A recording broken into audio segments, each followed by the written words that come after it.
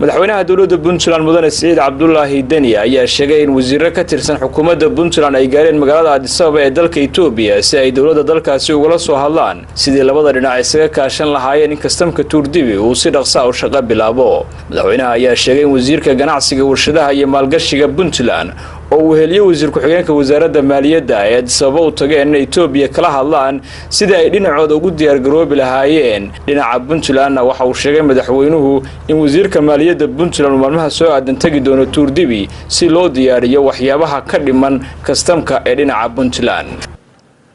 xukuumaddan hogaaminaya waxa dhabnaga ah inaan bulshada u shaqeyno, mashaariicdii socotay iyo kuwa Ilaahay nala kulmiyay inaan anagu abuurnaba inaan ka shaqeyno.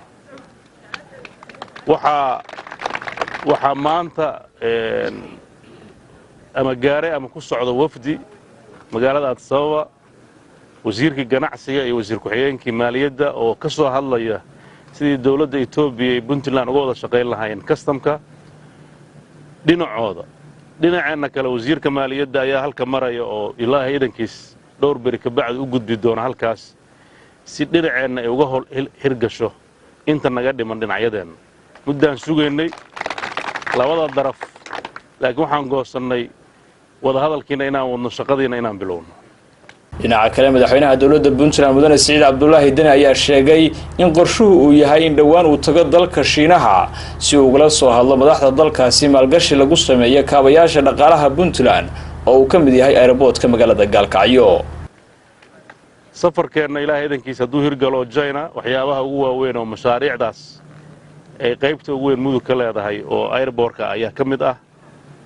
dekadda dadkii hawsha waday baa ka sheekeeyey waxa lagu helay awal waxa ay oran jireen reer Gaalkacyoodku waa isku tashanayna, laakiin kaligiin iskuma tashan kartaan. naftiina inaad beer u sheegtaan ma aha. awalna waxa wax qabta waa dawladnimo, haddana dawladnimo wax qabanaysa. marka kuwa aan dawladnimada rabin horta iska qabta. dad aan dawladnimo rabin baa jira. dawlad la'aan mashaariicda ka sheekeynaysaan lama qaban karo. madaxweynaha dowladda Puntland mudane Saciid Cabdullaahi Deni ayaa hadalkan ka sheegay mar uu kormeerayay qalabka lagu dhisay dekadda ganacsiga iyo kalluumaysiga ee magaalada Garacad oo noqon doonta dekadii labaad ee ay yeelatay Puntland. Cabdi Saaq Xasan Faarax, Puntland TV, Garowe.